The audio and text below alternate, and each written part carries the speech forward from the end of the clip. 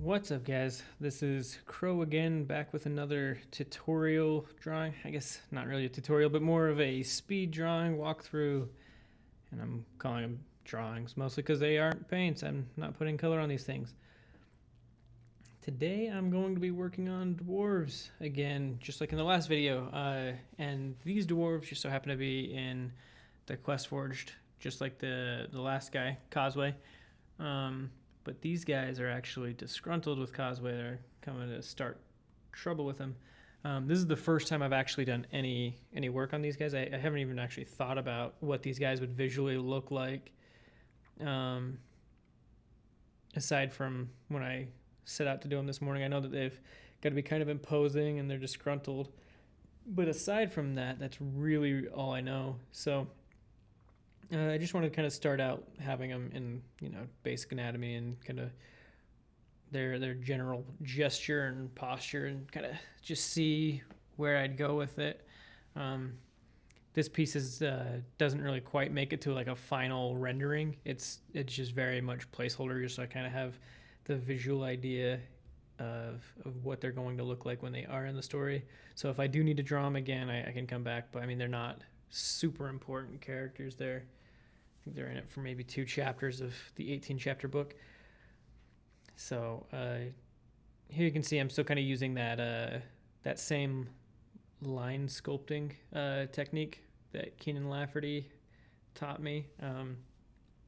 Just kind of trying to flesh out the overall ideas of what this group of dwarves will look like. I kind of talked a little bit in the last video about how my dwarves don't all look the same. This is, these ones are still kind of in that same vein. But a lot of my dwarves, in fact, all my dwarves originally had like a very Asian inspired culture. You'll see that when I start showing some of the artwork for the Redbeards. They're literally, the houses are broken up into like the color of your beard or the color of your hair. These dwarves, kind of like the standard dwarves that you'd get in other fare, are the brown beards. But their love of stuff goes like way beyond mining. They're much more of the merchant style people. They're very, very shady, kind of like the gypsies a little bit, and in Snatch. I can't remember what they were called in that, but very much like Brad Pitt's character. Yeah, you can't really trust them too much. Their main goal is to make money and make things. They just like to make things. It doesn't really matter what. It doesn't have to. It's not restricted to like the armor. They like crafting. They like money. They end up finding this one specific like area in the world, and that's kind of when they really kind of start getting this reputation for being miners and stuff. But it's very specific, and I don't want to give too much away. I've got quite a bit of stuff in the works for this like book, novel, comic, board game, all of the above. Oh, which reminds me, in the last video I said that the book was coming out in 2015. That I misspoke. I meant 2016 because I'm not going to be finishing it this month. That's ridiculous. So yeah, you can still see me just kind of like carving stuff out. I didn't want to give anybody too distinct of a design. These guys at the end of the day kind of are, they're not main characters, so while they do need to look unique, I don't want them to be like, you see him and you're like, oh my gosh, that's like the coolest looking character he's got. So everything I wanted to be pretty run-of-the-mill, standard fantasy fare. So you just got kind of like your large belts, your tunics, your big boots. And I think big boots, belts, and gloves are going to be very much a staple of what the Forged Chronicles world like turns out to be. It's when I first got into fantasy, I was playing the Fable, like the original Fable game, and man, that artwork just like blew me away. I thought that the design was as cool as could be.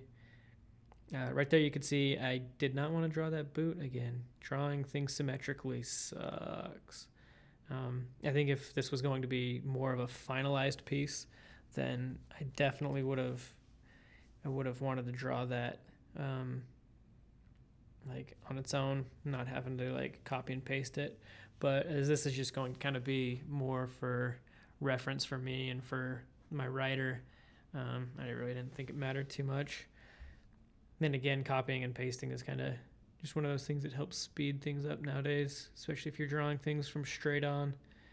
I think it's always a good idea once you do kind of do that to go back in and kind of refine some of the details, so it doesn't look completely the same. But you know, it really all depends on what you're trying to achieve with your design.